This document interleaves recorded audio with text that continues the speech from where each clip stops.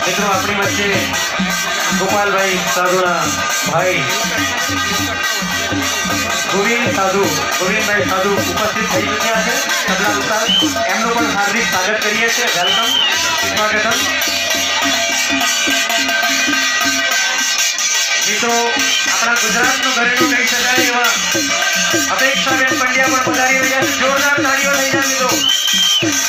આપનો એક્સાઇટમેન્ટ એવું બતાવો કે મોટા મોટા ક્યારેય બેન ભૂલી નહીં શકે। જોરદાર તાળીઓના ગડગડાટ થવા જોઈએ।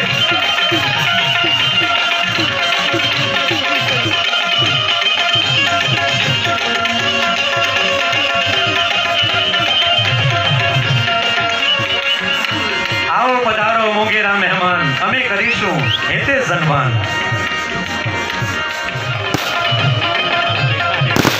जगदंबा मां तू जोगणीने जपीए तिहारो जा, पखंड तारा दीवड़ा मळे माड़ी प्रगट तू आपोआप। આવી જગદંબાની એક મૂર્તિ કહી શકાય, આપણા ગુજરાતનું ઘરેણું કહી શકાય।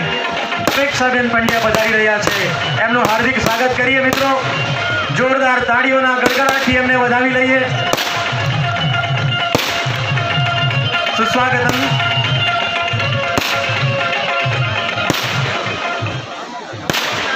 कलाकार गोपाल भाई साधु અને અપેક્ષાબેન પંડ્યા પધારી રહ્યા છે। વેલકમ, સુસ્વાગતમ।